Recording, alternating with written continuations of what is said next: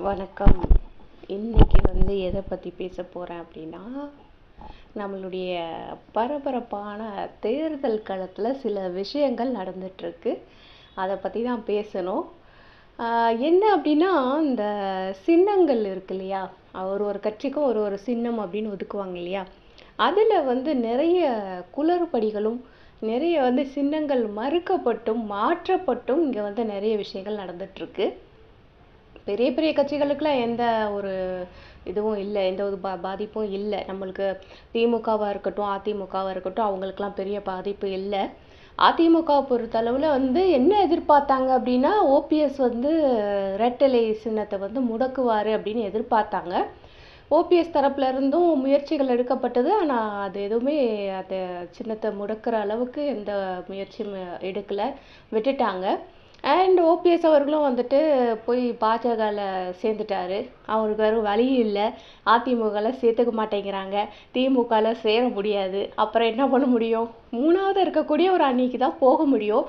அந்த மாதிரி அவரும் நம்மளுடைய அமமுகவில் இருக்கக்கூடிய நம்ம தினகரன் அவர்களும் 2 பேரும் சேர்ந்து 2 பேரும் ஒன்றா அங்கே போய் ஜாயிண்ட் அடிச்சுக்கோம் அப்படின்னு சொல்லிட்டு அங்கே போயிட்டு பாஜகவில் போய் சேர்த்துட்டாங்க. அஃப்கோர்ஸ் அவருக்கு வேறு சின்னத்தில் தான் போட்டிட்டாகணும். போன தேர்தல் வரைக்கும் ரெட்டை இலை சின்னத்தில் போட்டிகிட்ருப்பார். இந்த எலெக்ஷனில் இருந்து ஓபிஎஸ் அவர்களுக்கும் இரட்டை இலைக்கும் சம்மந்தமே இல்லை அப்படிங்கிற மாதிரி ஆக்கி விட்டாங்க. ஸோ அது ஒரு சைடு போயிட்டுருக்கு. அது மட்டும் இல்லாமல் ஓபிஎஸ் அவர்கள் வேட்புமனு தாக்கல் பண்ணியிருக்கிற அதே தொகுதியில் அதே பெயரில் இப்போ வரைக்கும் 5 பேர் வேட்புமனு தாக்கல் பண்ணியிருக்காங்க. ஃபர்ஸ்ட்டாக இவர் ஓ பன்னீர்செல்வம் அப்படின்னு சொல்லிட்டு இவர் வேட்புமனு தாக்கல் பண்ணுறாரு. இவரை தொடர்ந்து இன்னும் 4 பேர் அதே பேரில் ஓ பன்னீர்செல்வம் அப்படிங்கிற அதே பேரில் இன்னும் 4 பேர் வேட்புமனு தாக்கல் பண்ணுறாங்க. ஏன் அப்படின்னா ஓபிஎஸ் இப்போ ரெட்டை சின்னத்தில் போட்டியிட போகிறது இல்லை. ஸோ புதுசாக ஒரு சின்னத்தில் தான் அவர் போட்டியிட போகிறாரு. அது என்ன சின்னமாக வேணாலும் இருக்கட்டும். இப்போ மக்கள் அவருக்கு ஆதரவாக இருக்கக்கூடியவங்க அந்த வாக்குச்சாவடியில் போயிட்டு ஓட்டு போடுறாங்க அப்படின்னா, ஒன்று பேரை பார்த்து போடணும், இல்லைன்னா சின்னத்தை பார்த்து போடணும். சின்னம் அப்படிங்கிறது அவருக்கு இல்லாமல் போயிடுச்சு. எப்போவுமே அவருக்கு பெரிய வாக்கு வங்கியாக இருந்த ஒரு சின்னம் இல்லாமல் போயிடுச்சு. இப்போ பேரை பார்த்து எல்லாரும் ஓட்டு போடுவாங்க. ஸோ பேரை பார்த்து கூட இவருக்கு ஓட்டு விழக்கூடாது அப்படின்னு நினைக்கிற இவருடைய எதிரிகள் இவருக்கு எதிராக களமிறக்கி இருக்கக்கூடிய ஒரு யுக்தி தான் அந்த ஒரே ஓட்டு சாவடியில் அதை ஒரே இதில் 5 ஓ பன்னீர்செல்வம் போட்டிடுறாங்க. இது எனக்கு ரொம்ப ஆச்சரியமாக இருக்குது. பேர் வேணால் ஒரே மாதிரி இருக்கலாங்க, இனிஷியல் எப்படிங்க ஒரே மாதிரி இருக்க முடியும் அப்படின்னு சொல்லிட்டு ரொம்ப ஆச்சரியமாக இருக்குது. அதை சார்ந்த ஆவணங்களை நம்மளுடைய தேர்தல் ஆணையம் கொஞ்சம் சரி பார்த்தா நல்லா இருக்கும்னு நினைக்கிறேன். இல்லை இவங்களே நம்மளுடைய ஆதார் டீட்டெயில் எல்லாம் வச்சு நம்ம தமிழ்நாட்டில் எத்தனை ஓ பன்னீர்செல்வம் இருக்காங்க கூப்பிடு அப்படின்னு சொல்லிட்டு சர்ச் பண்ணி எடுத்தாங்களான்னு தெரியல. அவரை எப்படி இருந்தாலும் 0 ஆக்கியே தருவேன் அப்படின்னு சொல்லிட்டு இபிஎஸ் தரப்புலேருந்து வேலை பார்த்துட்டு இருக்காங்க. ஸோ அதற்கு உண்டான வேலை தான் இது அப்படிங்கிறது என்னுடைய கணிப்பு. ஏன்னா போகிற மக்கள் இப்போது ஓபிஎஸ்க்கு ரொம்ப வேண்டப்பட்டவங்க, அந்த தொகுதியில் இருக்கவங்க போய் வாக்களிக்கும் போது எப்படி வாக்களிப்பாங்க? முதல்ல போன தேர்தல் வரைக்கும் ரெட்டலையை பார்த்து வாக்களிச்சிருப்பாங்க. இந்த தேர்தலில் அவருக்கு அந்த சின்னம் கிடைக்கல, அந்த கட்சியிலேயே அவர் இல்லை. ஸோ வேறு சின்னத்தில் தான் வாக்கு இது பண்ணியாகணும், சேகரிச்சாகணும். அப்போது அவருக்கு தெரிஞ்சவங்கெல்லாம் என்ன பண்ணுவாங்க, ஓ பன்னீர்செல்வம் அப்படிங்கிற பேரை பார்த்து வாக்களிப்பாங்க. ஏன்னா அந்த மெஷினில் நம்மளுக்கு பேரெல்லாம் ஒட்டியிருப்பாங்க இல்லையா, ஸோ அதை பார்த்து வாக்களிக்கிறதுக்கு வாய்ப்பு இருக்குது. அப்போ அந்த பேரை பார்த்து கூட இவருக்கு யாரும் ஓட்டு போடக்கூடாது அப்படிங்கிற பயம் இவர் மேலே இருக்கு பாருங்க. எனக்கு ரொம்ப ஆச்சரியமாக இருந்தது. இபிஎஸ் நிறைய காசெல்லாம் வச்சுருக்காரு, காசுனால தான் எல்லாத்தையும் விலைக்கு வாங்கியிருக்காரு. கட்சியிலேருந்து அங்கே இருக்கிற தொண்டர்கள் வரைக்கும் எல்லாரையுமே காசு கொடுத்து தான் விலைக்கு வாங்கியிருக்காரு அப்படிங்கிறது நம்மளுக்கு நல்லா தெரிஞ்ச விஷயம்தான்.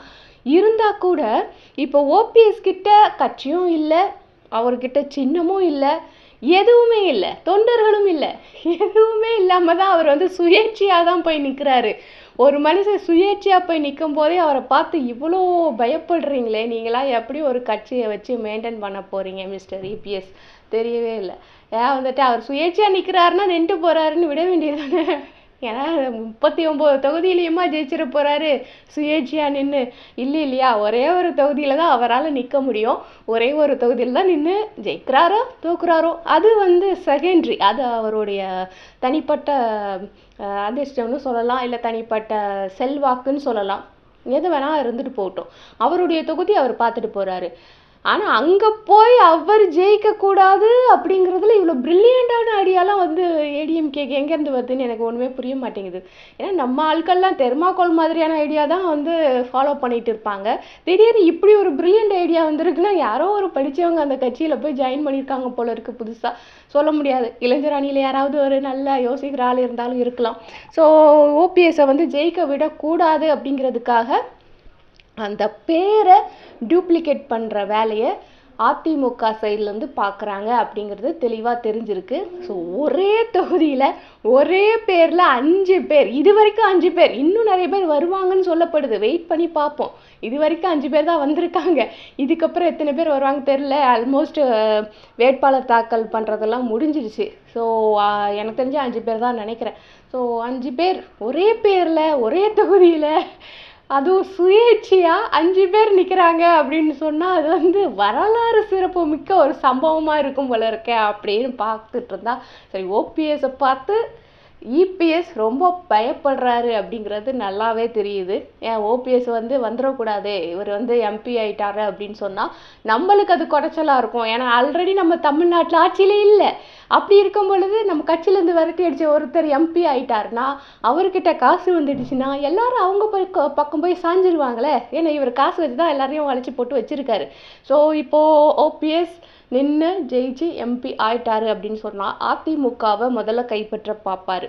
ஸோ அது நடக்கக்கூடாது அப்படிங்கிறதுக்காக தான் எடப்பாடி அவர்கள் சைட்லேருந்து இந்த மாதிரியான ஒரு ஐடியாவை முன் வச்சிருக்காங்க. மக்களை பற்றி என்ன நினச்சிட்டு இருக்காங்கன்னு தெரியல. ஏன்னா மக்களை ரொம்ப ரொம்ப கேவலமாக பைத்தியகாரத்தனமாக இருப்பாங்க மக்கள். இதெல்லாம் யோசிக்க மாட்டாங்க அப்படின்னு தானே யோசிச்சிருக்காங்க இல்லையா? ஸோ நம்ம ஒரு 5 ஓபிஎஸ் 5 பன்னீர்செல்வத்தை நம்ம இறக்கி விடுவோம். இறக்கி விட்டால் மக்கள் கன்ஃபியூஸ் ஆயிடுவாங்க அப்படின்னு நினச்சிட்டு இருக்காங்க. ஸோ எனக்கு தெரிஞ்சு இந்த தேர்தலில் கண்டிப்பாக ஓபிஎஸ் வின் பண்ணணும் அப்படிங்கிறது தான் என்னுடைய ஒரு தனிப்பட்ட விருப்பம். ஏன்னா உங்களுக்கு எதிராக நிறைய சதி பண்ணிக்கிட்டு இருக்காங்க. ஒரு கட்சியில இருந்து அவர் எவ்வளோ வருஷமா அந்த கட்சியில இருந்தார். அவரை கட்சியிலேயே இல்லை நீ அப்படின்னு சொல்லிட்டு தூக்கி எறிகிற அளவுக்கு எடப்பாடி அவர்களுக்கு அவ்வளோ தூரம் ஹெட் வெயிட் ஏறி இருக்கு அப்படின்னு சொன்னால் கண்டிப்பாக அது காசுனால மட்டும்தான் அந்த மாதிரி எண்ணெல்லாம் வரும். ஸோ அப்படி இருக்கிற ஒரு நிலைமையில கண்டிப்பாக ஓபிஎஸ் ஜெயிக்கணும். அது பாஜக வெற்றி அப்படிங்கிறதுக்காக நான் சொல்லலை. ஓபிஎஸ் ஜெயிக்கணும் அப்படிங்கிறது என்னுடைய விருப்பமாக இருக்குது. அது எனக்கு தனிப்பட்ட விருப்பம். ஆனால் பாஜக என்ன பண்ணிட்டு இருக்காங்க அப்படின்னு ஒரு சைடில் பார்த்தோம் அப்படின்னு சொன்னால், அவங்களுடைய அரசியல் சூழ்ச்சி அப்படிங்கிறது இந்த ராஜதந்திரம் அப்படிம்பாங்க இல்லையா? ஸோ அந்த மாதிரி ஒரு குழந்தை எனக்கு இது வேணும்னா வேணும் அப்படின்னு அடம் பிடிக்கும் பார்த்தீங்களா? அதே மாதிரி இந்த பாஜக எங்களுக்கு தமிழ்நாட்டில் மேக்சிமம் வேணும், அதுவும் 39 தொகுதியை வேணும். குஷ்பு அவர்கள் சொல்லியிருந்தாங்க பார்த்தீங்களா? 39 எம்பியை இங்கேருந்து நம்ம பாஜக சார்பில் நம்ம பார்லிமெண்ட்டுக்கு அனுப்புகிறோம் அப்படின்னு சொல்லிட்டு பேசியிருந்தாங்க.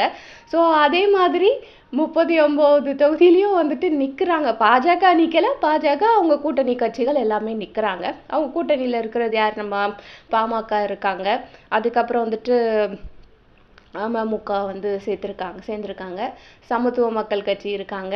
ஸோ சின்ன சின்ன கட்சிகள்லாம் அதில் ஜாயிண்ட் அடிச்சிருக்காங்க. ஸோ பெரிய தலைகள் அப்படின்னு பார்த்தோம் அப்படின்னு சொன்னால் நம்மளுடைய ஓபிஎஸ் இருக்கார். அவருக்கு அப்புறம் பார்த்தோம்னா நம்ம பாமகவில் அன்புமணி ராமதாஸ் அவர்கள் இருக்காங்க. ஸோ அதுக்கப்புறம் நம்ம சமத்துவ மக்கள் கட்சி நம்மளுக்கு தெரியும், திரு சரத்குமார் அவர்கள், அவங்கெல்லாம் இருக்காங்க. எல்லாரும் பிரச்சாரம் பண்ணிக்கிட்டு இருக்காங்க அப்படின்னு நினைக்கிறேன். ஏன்னா ஆல்மோஸ்ட் பிரச்சாரம் போயிட்டு இருக்குது. நேற்று என்ன போட்டாங்கன்னா, தேமுதிக தலைவராக இருக்கக்கூடிய திருமதி பிரேமலதா விஜயகாந்த் அவர்களும் நம்மளுடைய நட்சத்திர பேச்சாளரான கமலஹாசன் அவர்களும் நேற்று தான் பிரச்சாரத்தை தொடங்கியிருக்காங்க அப்படின்னு போட்டிருந்தாங்க. ஆல்ரெடி நிறைய பேர் பிரச்சாரம் பண்ணிட்டு இருக்கும் பொழுது வேட்பாளர்களாக வேட்பாளர் இதெல்லாம் முடிஞ்சிருச்சு, அப்ளை பண்ணுற எல்லாமே முடிஞ்சிருச்சு. ஸோ அது முடிஞ்சதுக்கப்புறம் நம்ம ஆரம்பிக்கலாம் அப்படின்னு சொல்லி பொறுமையாக இவங்க 2 பேரும் ஆரம்பிச்சிருக்காங்க போல இருக்குது. பிரச்சாரம் போய்கிட்டே இருக்குது, போகட்டும், எப்படி போகுது அப்படிங்கிறத பார்ப்போம். அது ஒரு சைடு இருந்தால் கூட என்ன குடைச்சல்களை இந்த பாஜக ஏற்படுத்துது ஆப்போசிட் அணிகளுக்கு அப்படின்னு பார்த்தா, மெயினாக சொல்லப்படுறது ஒரு விஷயம் என்ன அப்படின்னா, இந்த சின்னங்களை அலோ பண்ணாமல் இருக்கிறது. நான் வந்து என்ன சின்னம் கேட்குறேனோ அந்த சின்னம் வந்து எனக்கு கொடுக்காம இருக்கிறது, அதை சின்னத்தை மாற்றி கொடுக்கறது, இந்த மாதிரியான விஷயங்கள்லாம் நிறைய பாஜகவில் வந்து பண்ணிட்டு இருக்காங்க. இன்னும் வந்து பார்த்தா பேரே தெரியாத கட்சிகளுக்கு பிரபலமான சின்னத்தை வந்து எடுத்து கொடுத்துட்றாங்க. ஸோ இது வந்து என்ன அப்படின்னா, பேரே தெரியாத அந்த கட்சி வந்து நிச்சயமாக பாஜகவுக்கு சப்போர்ட் பண்ணுற கட்சியாக தான் இருக்கும். ஏன்னா பிரபலமான சின்னங்களெல்லாம் எடுத்து பேர் தெரியாத கட்சிக்கு கொடுக்குறாங்க அப்படின்னு சொன்னால், அந்த சின்னத்தை பார்த்து ஓட்டு போடக்கூடியவங்க அந்த கட்சியை தான் வின் பண்ண வைப்பாங்க. ஸோ அப்படி வின் பண்ணால் கூட அந்த இது வந்து வெற்றி எங்களுக்கு தான் வரணும் அப்படின்னு அடம் பிடிச்சி வாங்குற மாதிரி பாஜக வந்துட்டு என்ன பண்ணுறாங்க அப்படின்னா, சின்னங்களை வந்து மாற்றி மாற்றி மாற்றி குழப்பி குழப்பி குழப்பி கொடுத்துட்ருக்காங்க. இதில் மெயினாக சிக்கிக்கிட்டு இருக்கிறது 3 பேர், 3 சின்னங்களில் வந்து சிக்கிக்கிட்டு இருக்கு. அதில் வந்து ஃபஸ்ட்டாக சிக்கிட்டு இருக்கிறது வந்து நம்மளுடைய பம்பர சின்னம். மதிமுக நம்மளுக்கு நல்லாவே தெரியும். அவர் வந்து பம்பர சின்னம் அப்படிங்கிறது ஆரம்ப காலத்துலேருந்து அவர் யூஸ் பண்ணிட்டு தான் இருக்கார். ஸோ இந்த எலெக்ஷனில் வந்து பம்பர சின்னம் உங்களுக்கு கொடுக்க முடியாது. நீங்கள் ரெண்டு தொகுதிக்கு அதிகமாக நீங்கள் போட்டிட்டாதான் உங்களுக்கு வந்து இந்த சின்னத்தை, நீங்கள் கேட்குற சின்னத்தை எங்களால் கொடுக்க முடியும், இல்லைன்னா கொடுக்க முடியாது அப்படின்னு சொல்லிட்டாங்க. ஸோ அவருடைய மகன், அதாவது வைகோ அவர்களுடைய மகன் இந்த தடவை வந்து எலெக்ஷனில் நிற்கிறாங்க. துரை வைகோ அவர்கள் நிற்கிறாங்க. ஸோ துரை வைகோ வந்து பேசும்போது என்ன சொன்னாங்க அப்படின்னா, நான் வந்து பம்பர சின்னத்தில் மட்டும்தான் நான் வந்து எலெக்ஷனில் நிற்பேன், வேற எந்த சின்னத்திலும் நிற்க மாட்டேன், பம்பர சின்னம் தான் என்னுடைய அடையாளம் அப்படின்னு எல்லாம் பேசியிருந்தாரு. ஆனால் வந்து கடைசியில் பார்த்தா அந்த பம்பர சின்னத்தையே தூக்கிட்டாங்க. ஏன் வந்து வேற ஏதோ சின்னம் தான் கொடுப்பேன் அப்படின்னு சொல்லிட்டாங்க. மேல்முறையீடு பண்ணாங்க. அப்போ கூட அது வந்து செல்லுபடி ஆகலை. இன்னும் எலெக்ஷன் வர்றதுக்குள்ளே இந்த சின்னங்கள்லாம் ஃபைனலைஸ் ஆகிறதுக்குள்ளே இது மாறலாமா அப்படிங்கிறத பொறுத்திருந்து தான் பார்க்கணும். ரெண்டாவதாக பார்த்தா நம்மளுடைய விடுதலை சிறுத்தைகள் கட்சி, அவங்களுக்கு வந்து பானை சின்னம் தான் அவங்க வந்து எப்போவுமே யூஸ் பண்ணக்கூடிய ஒரு சின்னம். அதை வந்து அவங்க அப்ளை பண்ணியிருந்தப்போ இல்லை அப்படின்னு சொல்லிட்டு அவங்களுக்கு பானை சின்னம் வந்து மறுக்கப்பட்டுருச்சு. அதுக்கு வந்து சரியான காரணம் வந்து எதுவுமே சொல்ல. நீங்கள் வந்து கம்மியான தொகுதிகளில் நிற்கிறீங்க, இல்லை வந்து ஏற்கனவே கொடுத்த வாய்ப்புகளை நீங்கள் பயன்படுத்திக்கல, இந்த எலெக்ஷனில் உங்களுக்கு அதை கொடுக்க முடியாதுன்னு ஏதோ குழப்பி எதெல்லாமோ காரணம்லாம் சொல்லிட்டாங்க. ஸோ விடுதலை சிறுத்தைகள் கட்சியும் இப்போ வேறு சின்னத்துக்காக தான் வெயிட் பண்ணிட்டு இருக்காங்க. ஸோ கிடைக்குமா கிடைக்காதா அப்படிங்கிறத பார்க்கலாம். மூன்றாவதாக வந்து முக்கியமாக நம்மளுடைய சீமானவர்களின் நாம் தமிழர் கட்சி, அந்த கட்சிக்கு அவங்க வச்சிருக்கக்கூடிய சின்னம் அப்படிங்கிறது கரும்பு விவசாயி இருக்கக்கூடிய ஒரு சின்னம் தான் அவங்க வச்சுருப்பாங்க. கரும்பு விவசாய சின்னம் அப்படின்னு சொல்லிட்டு தான் சொல்கிறாங்க. ஸோ அந்த சின்னத்தை தான் அவங்க அப்ளை பண்ணி கேட்டிருந்தாங்க. இவங்களுக்கு வேறு மாதிரி ஆப்பு வச்சாங்க. எப்படி அப்படின்னா, அந்த சின்னத்தை வேற ஒரு கட்சிக்கு கொடுத்துட்டாங்க. இவங்க வந்து வேற என்ன வேணால் இது பண்ணியிருக்கலாம், பேசியிருக்கலாம், இல்லை வந்து எனக்கு வந்து தொகுதிகள் சரியில்லை, நீங்கள் வந்து இதுக்கு முன்னாடி ஜெயிக்கலை, என்னெல்லாமோ மாற்றி மாற்றி காரணம் சொல்லிக்கிட்டு இருந்தாங்க. ஏன்னா வந்துட்டு இவங்க வந்து சீமான் வந்து மேல்முறையீடு பண்ணிக்கிட்டே இருந்தார், திரும்பி கேட்டுக்கிட்டே இருந்தார். ஸோ அவருக்கு ஒரு தடவை கேட்கும்போதும் ஒரு காரணம் வந்து சொல்லப்பட்டது. கடைசி என்ன சொன்னாங்க அப்படின்னு சொன்னால், நீங்கள் வந்து தேசிய கட்சியே இல்லை, உங்களுக்கு வந்து எங்களுக்கு தனியாக சின்னம் கொடுக்க முடியாது அப்படின்ட்டாங்க. ஸோ தேசிய கட்சி அப்படிங்கிறத எதை வச்சு முடிவு பண்ணுறாங்கன்னு தெரியல. கடைசியில் அந்த கரும்பு விவசாயி அப்படிங்கிற அந்த சின்னம் வந்து ஒரு பெயர் தெரியாத ஒரு கட்சிக்கு தான் கொடுத்துருக்காங்க.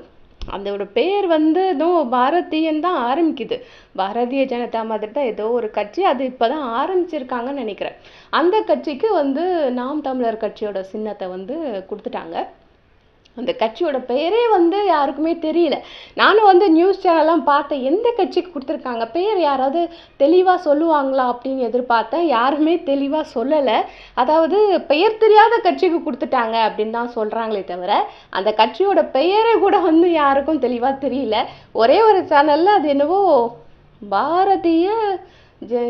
பாரதிய ஜன்னா என்னவோ வந்தது, ஜனமா என்னமோ வந்தது. அந்த மாதிரி ஒரு கட்சிக்கு தான் கொடுத்துருக்காங்க. அது என்ன கட்சி அப்படிங்கிறத நானும் இன்னும் சர்ச் பண்ணிட்டு தான் இருக்கேன். உங்களுக்கு தெரிஞ்சால் கமெண்டில் சொல்லிட்டு போங்க. அண்டு அவங்களுக்கு அந்த சின்னத்தை வந்து கொடுத்ததுக்கு நம்மளுடைய தேர்தல் ஆணையம் என்ன விளக்கம் சொல்லியிருக்காங்க அப்படின்னா, சீமானவர்கள்கிட்ட சொல்லியிருக்காங்க, உங்களுடைய கட்சி அப்ளை பண்ணுறதுக்கு முன்னாடியே அந்த கட்சியிலேருந்து இந்த சின்னத்துக்காக அப்ளை பண்ணிட்டாங்க. ஸோ அவங்க ஃபஸ்ட்டு அப்ளை பண்ணதுனால இந்த சின்னத்தை நாங்கள் வந்து அவங்களுக்கு கொடுத்துட்டோம், உங்களுக்கு வந்து வேறு ஏதாவது சின்னத்தை நீங்கள் எடுத்துக்கோங்க அப்படின்னு சொல்லிட்டாங்க.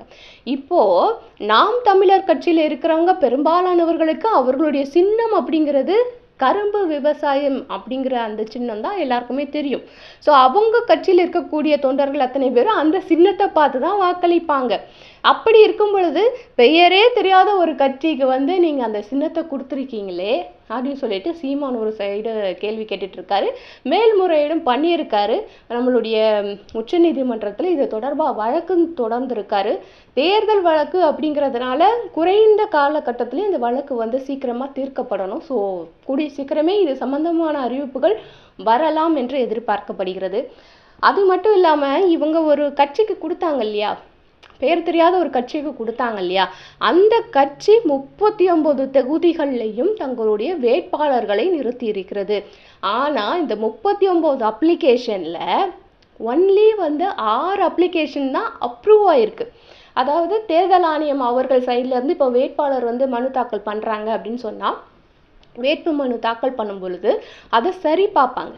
சரி பார்த்துட்டு தான் என்ன பண்ணுவாங்கன்னா இது வந்து கரெக்டாக இருக்குது, இது கரெக்டாக இல்லை, இந்தந்த டீட்டெயில்ஸ் இல்லை அப்படிங்கிறதுக்காக இந்த வேட்பு மனுவை ரிஜெக்ட் பண்ணுறோம் அப்படின்னு சொல்லிட்டு சரியாக இல்லாத வேட்பு மனுக்களை வந்து தேர்தல் ஆணையம் பக்கத்தில் இருந்து நம்மளுக்கு வந்து ரிஜெக்ட் பண்ணுவாங்க. அப்படி இந்த பெயர் தெரியாத ஒரு கட்சி இருக்கு இல்லையா, நம்ம கரும்பு விவசாய கட்சி, அதாவது கரும்பு விவசாயம் சின்னத்தை வந்து கேட்டு வாங்கினாங்கல்ல, அப்ளை பண்ணி வாங்கி வச்சுருக்காங்கல்ல, அந்த கட்சி 39 தொகுதிகள்லையும் வேட்பு மனு தாக்கல் செஞ்சு அதில் 6 அப்ளிகேஷன் தான் அப்ரூவ் ஆயிருக்கு. இது எல்லாமே ரிஜெக்டட். யாருமே வந்துட்டு இந்த இடத்துல சைன் போடலை, இந்த இடத்துல ஃபோட்டோ ஓட்டலை, இந்த இடத்துல அது இல்லை, சின்ன சின்ன காரணங்களுக்காகலாம் ரிஜெக்ட் ஆகிருக்கு. ஸோ அந்த அளவுக்கு கூட தெரியல. ஒரு வேட்பு மனு தாக்கல் பண்ணுறோம், ஸோ அதில் எங்கெங்கே சைன் போடணும் அப்படிங்கிறதே தெரியாமலே ஒருத்தர் போய் வேட்புமனு தாக்கல் பண்ணுறாரு அப்படின்னா அந்த கட்சி எந்த மாதிரியான ஒரு நிலைமையில் இருக்கும் யோசிச்சு பாருங்கள்.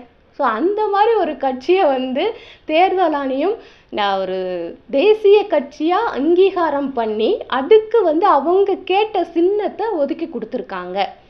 ஆனால் நம்மளுடைய சீமானவர்களுடைய நாம் தமிழர் கட்சிக்கு அவங்க அப்ளை பண்ணி இதுவரைக்கும் அவங்க யூஸ் பண்ணிக்கிட்டு இருந்த சின்னம் அதை வந்து கொடுக்க முடியாது அப்படின்னு சொல்லிட்டாங்க. ஸோ இது வந்து ஒரு பெரிய ஒரு இதாக தான் போய்கிட்டு இருக்கு, பெரிய பிரச்சனையாக தான் போயிட்டுருக்கு. அதாவது நம்மளுடைய வைகோ அவர்களும் நம்மளுடைய திருமாவளவன் அவர்களும் அண்ட் நம்மளுடைய நாம் தமிழர் கட்சி சீமான் அவர்களும் 3 பேருமே வந்து சின்னத்துக்காக வந்து பெருசாக போராடிட்டு இருக்காங்க அப்படின்னு தான் சொல்லணும். அண்ட் என்ன ஆச்சு அப்படின்னா இவங்க 2 பேரும், அதாவது திருமாவளவனும் சரி நம்ம வைகோ அவர்களும் சரி, இவங்களாம் வந்துட்டு டிஎம்கே இதில் இருக்கிறாங்க, கூட்டணியில் இருக்கிறாங்க. நாம் தமிழர் எப்பவும் போல் அவங்க வந்து தனித்து தான் போட்டியிடுவேன், எந்த கூட்டணியிலும் சேர மாட்டேன்னு சொல்லிட்டு எல்லா தொகுதிகள்லையுமே அவங்க தனித்து தான் போட்டியிடுறாங்க. ஸோ இவங்க 2 பேருமே பாஜகவுக்கு ஆப்போசிட்டாக தான் இருக்கிறாங்க, பாஜக கூட்டணியில் இல்லை. ஸோ அப்படி இருக்கிற பொழுது இவங்களுக்கு அவர்கள் கேட்ட சின்னத்தை கொடுக்கக்கூடாது அப்படிங்கிற ஒரு ராஜதந்திரத்தை பாஜக பண்ணிட்டு இருக்காங்க. ஸோ இதை வந்து ராஜதந்திரம் அப்படின்னு சொல்கிறதா இல்லை அராஜகம்னு சொல்கிறதான்னு தெரியல.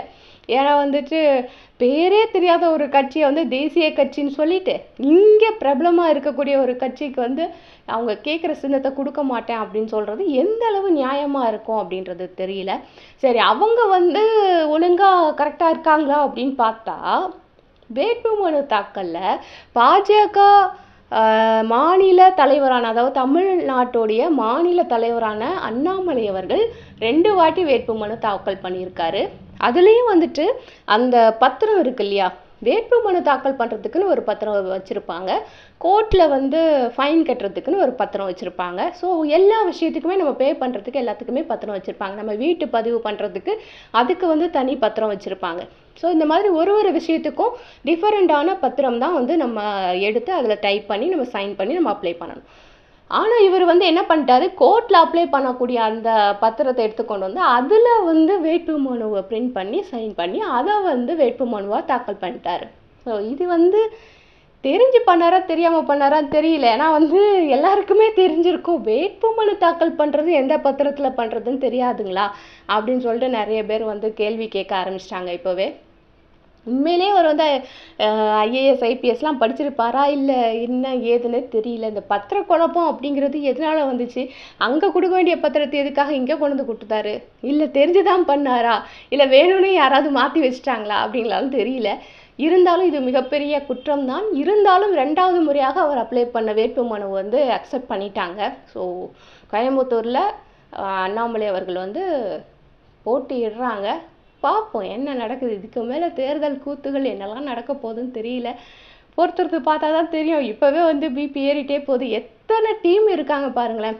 நம்ம திமுக, காங்கிரஸ் அவங்க தனியாக, ஏடிஎம்கே அவங்க வந்து ஏடிஎம்கே, தேமுதிக இவங்க எல்லாரும் சேர்ந்து அவங்க ஒரு டீமாக இருக்கிறாங்க. நாம் தமிழர் கட்சி அவங்க ஒரு டீமாக இருக்கிறாங்க. பாஜக, நம்மளுடைய பாமக, அதுக்கப்புறம் சமத்துவ மக்கள் கட்சி, அதுக்கப்புறம் வேற யார் இருக்காங்க பாஜக கூட்டணியில், எல்லாருமே பாஜக கூட்டணியில் இருக்கிறவங்க அவங்க ஒரு டீமாக இருக்கிறாங்க. 5வதாக வந்துட்டு பெயர் தெரியாத ஒரு கட்சி, அது சுயேட்சையா, அது என்ன கட்சின்னு எனக்கே தெரியல. உங்களுக்கு தெரிஞ்சால் தயவு செஞ்சு சொல்லிட்டு போங்க. 5 டீம், எனக்கு தெரிஞ்ச 5 டீம் ஆயிடுச்சு நம்ம தமிழ்நாட்டிலேயே. இந்த 5 டீமில் யார் ஜெயிக்க போகிறாங்க அப்படிங்கிறது தெரியல. இந்த இப்போத்துக்கு பார்த்தா பெரும்பான்மை அப்படிங்கிறது யாருக்கு இருக்குது அப்படின்னு சொன்னால் யாருக்குமே இல்லை அப்படின்னு தான் சொல்லணும். உண்மையாக சொல்லணும்னா யாருக்குமே இல்லை அப்படின்னு தான் சொல்லணும். அண்டு ஒரு விஷயம் பார்த்தா நம்மளுடைய திமுக கூட்டணிக்கு வந்து அதிக வாய்ப்புகள் இருக்குது. ஏன் அப்படின்னா இதுக்கு முன்னாடி அவங்க என்ன சின்னத்தில் போட்டியிட்டாங்களோ அதே சின்னத்தில் தான் இப்போவும் போட்டியிடுறாங்க. அண்ட் கூட்டணி கட்சிகளும் இதற்கு முன்னாடி என்ன கட்சிலாம் கூட்டணியில் இருந்ததோ அதே கட்சிகள் தான் இப்போவும் கூட்டணியில் இருக்குது. சரியா? 2வது இடத்துல இருக்கக்கூடியது வந்து யாருன்னு பார்த்தா ஒரு சைடு பாஜக கூட்டணி இருக்குது, இன்னொரு சைடு அதிமுக கூட்டணி இருக்குது. பாஜக கூட்டணியில் பார்த்தோம் அப்படின்னு சொன்னால் அதுலேயும் நிறைய முக்கியமான ஆட்கள்லாம் இருக்காங்க, இல்லைன்னு சொல்ல முடியாது. அவங்களுக்கு வந்து வின் பண்ணுறதுக்கு வாய்ப்பே இல்லை அப்படின்னு சொல்ல முடியாது. நிறைய வந்து வளர்ந்துருக்கு பாஜக அப்படின்னு சொல்லலாம். அதிமுக சைடு பார்த்தோம்னா அதிமுகவும் இருக்கிறாங்க, தேமுதிகவும் இருக்கிறாங்க. 2 சைடுமே வந்து பார்த்திங்கன்னா ஒரு பெரிய ஆளுமை அப்படிங்கிறது கிடையவே கிடையாது. ஏதோ இருக்கிறாங்க தலைவர்னு சொல்லிட்டு. இங்கே வந்து இபிஎஸ் இருக்கிறாங்க, அங்கே வந்து பிரேமலதா மேடம் இருக்கிறாங்க. ஸோ இவங்க 2 பேரும் தலைமையை வந்து பேசி ஒரு கூட்டணி அப்படின்னு சொல்லி அமைச்சுக்கிட்டு இவங்க 2 பேரும் தேர்தல் பிரச்சாரம் பண்ணிக்கிட்டு இருக்கிறாங்க. ஆனால் பெரிய ஆளுமை அப்படிங்கிறது கிடையாது. அவங்களுக்கு இருக்கிற ஒரே ப்ளஸ் பாயிண்ட் என்ன அப்படின்னு சொன்னால் அவங்களுடைய தேர்தல் சின்னம் மட்டும்தான். ஏன்னா வந்து தேமுதிகவுடைய சின்னமும் சரி, நம்ம அதிமுகவோட சின்னமும் சரி, 2 சின்னமுமே வந்துட்டு ரொம்ப ஃபேமஸான சின்னங்கள். ஸோ அதை சார்ந்து அவர்களுக்கு ஓட்டு வந்து அதிகமாக விழ வாய்ப்பு இருக்கிறது. வேட்பாளர்களை சார்ந்தோ தலைமையை சார்ந்தோ அங்கே வந்து பெருசாக எதுவும் இல்லை அப்படின்னாலும் ஸ்ட்ராங்கான ஒரு சின்னத்தை அவங்க கையில் வச்சுருக்காங்க. ஸோ அதை சார்ந்து அவர்களுக்கு ஓட்டு கிடைக்கிறதுக்கு நிறைய வாய்ப்புகள் இருக்கிறது. அதுக்கப்புறம் 3வது இடத்துல பார்த்தோம் அப்படின்னு சொன்னால் நம்மளுடைய நாம் தமிழர் கட்சி. அவங்களும் 39 தொகுதியிலையும் வந்து போட்டியிடுறாங்க இல்லையா. 39ன்னு சொல்லியிருக்காங்க. கடைசியில் வந்து எத்தனை தொகுதியில் போட்டியிடுறாங்க அப்படிங்கிறத பொறுத்தது தான் பார்க்குறோம். ஸோ 39 நம்ம வச்சுக்குவோமே, தனியாக தானே அவங்க போட்டியிடுறாங்க. ஸோ அவங்களும் ஜெயிக்கிறதுக்கு வாய்ப்பு இருக்கா அப்படிங்கிறது வந்து கொஞ்சம் யோசிக்க வேண்டிய விஷயம்தான். ஏன்னா அவங்களுக்கு வந்து அவங்களுடைய சின்னம் கிடைக்கல, அவங்களுக்கு நிறைய ட்ரபிள் இருக்குது. அண்ட் வேட்பாளர்கள் அப்படின்னா அவங்களும் வந்து ரொம்ப ஃபேமஸான வேட்பாளர்கள் இல்லை, வந்து அதிக வாக்கு வங்கி வச்சிருக்கிற வேட்பாளர்கள் அப்படின்றதெல்லாம் எதுவுமே இல்லை. சீமானவர்களை பொறுத்த அளவுக்கு பார்த்தோம் அப்படின்னு சொன்னால் அவர் வந்து ஒரு 3வது 4வது இடத்துல தான் வந்து நம்ம தமிழ்நாட்டை பொறுத்தளவில் வந்து வாக்கு வங்கி அப்படிங்கிறது அவருக்கு கொஞ்சம் குறைச்சல் தான். நிறைய பேர் ஃபாலோவர்ஸ் இருந்தால் கூட வாக்கு வங்கி அப்படிங்கிறது குறைச்சல் தான். இதுக்கு முன்னாடி இந்த எலெக்ஷன்லாம் நம்ம பார்த்துருப்போம். ஸோ டெபாசிட் இழக்காமல் ஓட்டு வாங்குறதுக்கு வாய்ப்பு இருக்குது. அவ்வளோதான் அவங்களுக்கு வந்து நம்ம சொல்ல முடியும். அண்ட் அதுக்கப்புறம் 4வது இடத்துல இருக்கிறவங்கள பற்றி பேசணுமே, அந்த பெயர் தெரியாத கட்சி அதுதான் வந்து 4வது இடத்துல இருக்குது. அஃப்கோர்ஸ் அவங்க 39 இடத்துலையும் அப்ளை பண்ணாங்க, ஆனால் 6 இடத்துல தான் அப்ரூவ் ஆகிருக்கு. ஸோ அவங்க 6 இடத்துல தான் போட்டியிட போகிறாங்க. வேட்பாளர்கள் பற்றியோ கட்சி பற்றியோ கட்சியோட தலைவர் பற்றியோ எனக்கு எதுவுமே தெரியாது. ஆனால் அவங்களுக்கு கொடுக்கப்பட்ட சின்னம் மட்டும் கரும்பு விவசாய சின்னம் கொடுக்கப்பட்டிருக்கு அப்படிங்கிறது மட்டும் எல்லாருக்கும் தெரியும். ஸோ அந்த 6 இடங்கள்லையும் கரும்பு விவசாய சின்னத்தில் அந்த கட்சி போட்டியிடும். வாக்குகளை வாங்கலாம், வாங்காமலும் போகலாம், டெபாசிட் இழக்கவும் வாய்ப்பு இருக்கிறது. ஸோ இந்த மாதிரி ஒரு கட்சி இருக்குது 4வது பொசிஷனில். இதில் வந்து எனக்கு என்ன அப்படின்னா, இந்த பாஜக அப்படின்னு ஒரு கட்சி இருக்குது பார்த்தீங்களா, அவங்க வந்து எப்படி வேணால் வின் பண்ணிடலாம், எப்படி வின் பண்ணி தான் ஆகணும் அப்படிங்கிற ஒரு பொசிஷனில் இருக்காங்க. ஏன்னா வந்துட்டு ஏற்கனவே 2 வாட்டி அவங்க தான் வந்து பிஎம்மாக வந்திருக்காங்க, அவங்க சைடில் தான் வந்திருக்காங்க. மத்தியில் வந்து பாஜக ஆட்சி தான் நடந்துட்டுருக்கு. இப்போ என்னன்னா 400 தொகுதி ஜெயிக்கணும் இல்லையா? 400 தொகுதியில் வந்துட்டு வடநாட்டில் வந்து கம்ப்ளீட்டாக பாஜகவுக்கு வந்து அவங்களுடைய சப்போர்ட் மக்களுடைய சப்போர்ட் அப்படிங்கிறது குறைஞ்சி போச்சு. அண்ட் அவங்களுடைய கூட்டணி கட்சிகளுமே பாஜகவுக்கு குறைவான தொகுதிகளை தான் ஒதுக்கியிருக்காங்க. நார்த்து சைடில், வடநாட்டில், நம்மளுடைய வட இந்தியா சைடில் வந்து குறைவான தொகுதியை தான் பாஜகவுக்கு கொடுக்குறாங்க.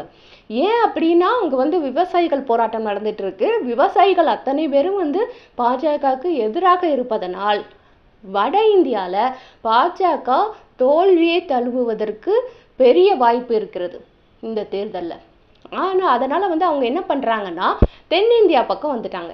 தென்னிந்தியா வந்துட்டு இப்போ தென்னிந்தியாவை ஃபுல்லாக வந்து நம்ம வந்து கையில் வச்சுக்கிட்டோம் அப்படின்னு சொன்னால் ஒருவேளை நம்ம வந்து ஜெயிச்சு நம்ம பிஎம்ஆ வர்றதுக்கு வாய்ப்பு இருக்குது அப்படிங்கிறது பாஜகவுடைய ஒரு அரசியல் கணிப்பாக இருக்குது. அது காரணமாக தான் நம்மளுடைய தமிழ்நாட்டையும் சரி, நம்மளுடைய தென்னிந்தியாவில் இருக்கக்கூடிய பிற மாநிலங்களையும் சரி, பாஜக ரொம்ப முனைப்போடு வந்து தேர்தலில் ஈடுபட்டிருக்காங்க அப்படிங்கிறது என்னுடைய கணிப்பு.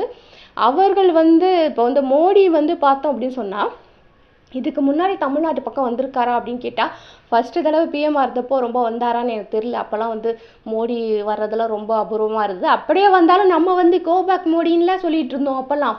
இப்போலாம் வந்து 3 தடவை வந்துட்டு போயிட்டாரு. யாருமே கோபேக் மோடின்னு சொல்லவே இல்லை. ஒருவேளை மறந்துருப்பாங்களோ தெரியல, நம்ம ஞாபகப்படுத்தி விடுவோம். இன்னொரு வாட்டி வந்தார் அப்படின்னு சொன்னால் எல்லாரும் கோபேக் மோடி அப்படின்னு சொல்கிறத வந்து ஃபாலோ பண்ணுங்க அப்படின்னு சொல்லிட்டு நம்ம ஞாபகப்படுத்தி விடுவோம் நம்ம மக்களுக்கு. அண்ட் என்ன அப்படின்னா மோடிக்கு வந்து தமிழ்நாட்டில் இருக்கக்கூடிய இந்த 39 தொகுதியும் அவர் வந்து வின் பண்ணிட்டார் அப்படின்னா அது ஒரு பெரிய சப்போர்ட்டாக இருக்கும் அப்படின்னு நினைக்கிறாரு. 1. 2வது, உண்மையிலே மக்கள் வந்து ஓட்டு போட்டு தான் வந்து எல்லாரும் ஜெயிக்கிறாங்க அப்படின்ற நம்பிக்கை எனக்கு கிடையாது. ஏன்னா போன தடவை கோயம்புத்தூரில் வந்து நம்ம பார்த்தோம், நம்மளுடைய கமலஹாசன் அவர்களும் வானதி அவர்களும் போட்டியிட்ட இடத்துல என்ன நடந்துச்சு அப்படிங்கிறத நம்ம கண்கூட பார்த்தோம். பாஜக வின் பண்ணுறதுக்காக நிறைய பணம் விளையாடுச்சு அந்த தேர்தலில். வானதி அவர்கள் வந்து வின் பண்ணார். ஆனால் வந்துட்டு ஆக்சுவலாக வந்து கமலஹாசன் தான் வின் பண்ணியிருக்கணுங்க.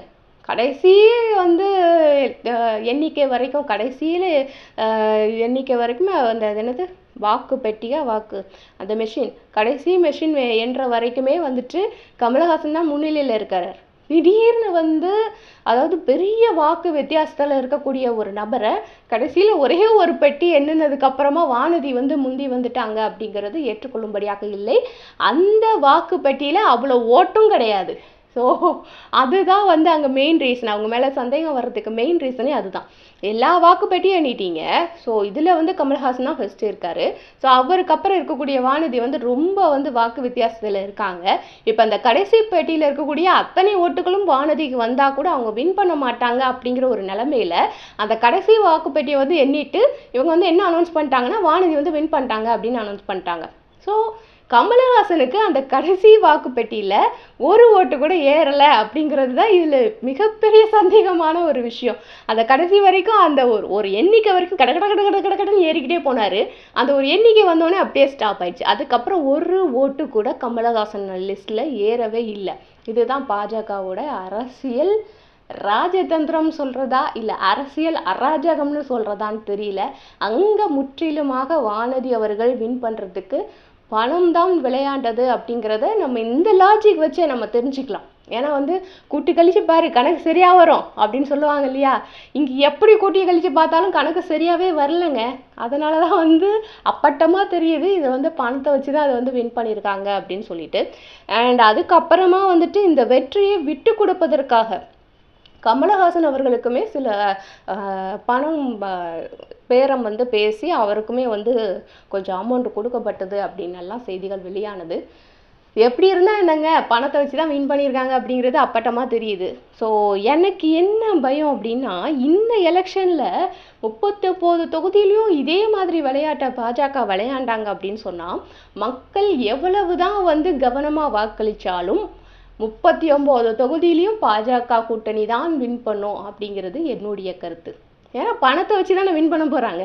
மக்களுடைய ஓட்டோ இல்லை மக்களுடைய ஆதரவோ வேற எந்த விஷயமோ இதில் வந்து தேவையே கிடையாது. வெறும் பணம் வந்து யாருக்கு அதிகம் இருக்கோ அவங்க தான் வின் பண்ண போகிறாங்க அப்படிங்கிறது அப்பட்டமாக தெரிஞ்ச ஒரு விஷயம். ஸோ பாஜக தான் இதில் வின் பண்ணும். ஏன்னா நான் சொல்கிறது வந்து மக்களுடைய ஆதரவு அப்படிங்கிறது திமுக காங்கிரஸ் கூட்டணிக்கு தான் அதிகமாக இருக்குது. ஆனால் இந்த எலெக்ஷனை வந்து பணத்தை பேஸ் பண்ணி தான் வின் பண்ணுவாங்கன்னு எனக்கு தோணுது. அப்படி பார்த்தா பாஜக கூட்டணி தான் வின் பண்ணும் அப்படிங்கிறது என்னுடைய கருத்து.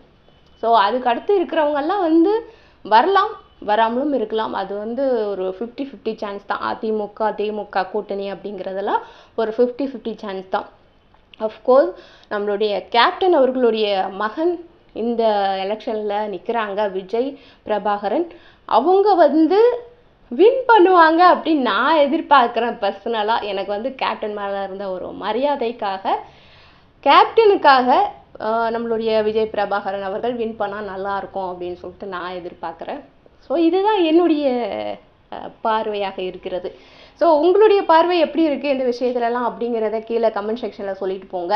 அண்ட் இந்த எலெக்ஷனில் எந்த கூட்டணி ஜெயிக்கும், மக்கள் ஓட்டு கண்டிப்பாக கரெக்டாக வருமா, இல்லை பணம் தான் ஜெயிக்குமா, இந்த கூட்டணி திமுக கூட்டணி ஜெயிக்குமா, அதிமுக கூட்டணி ஜெயிக்குமா, பாஜக கூட்டணி ஜெயிக்குமா, இல்லை சுயேட்சையாக நிற்கக்கூடியவர்கள் ஜெயிக்க போகிறாங்களா, இல்லை தனித்து நிற்கக்கூடிய கட்சிகள் ஜெயிக்க போகுதா அப்படிங்கிறத எல்லாத்தையும் கமெண்ட் செக்ஷனில் சொல்லிட்டு போங்க. ஓகேவா? இந்த வீடியோ ரொம்ப நல்லா இருந்ததுன்னா லைக் பண்ணுங்கள், ரொம்ப ரொம்ப நல்லா இருந்ததுன்னா ஃப்ரெண்ட்ஸ் கூட ஷேர் பண்ணுங்கள். அண்ட் நான் எப்போவுமே சொல்கிற மாதிரி நம்மளுடைய இந்த வெட்டி பேச்சு சேனலை மறக்காமல் சப்ஸ்கிரைப் பண்ணிவிடுங்க. ஓகே, அடுத்த வீடியோவில் சந்திக்கும் வரை பாய்.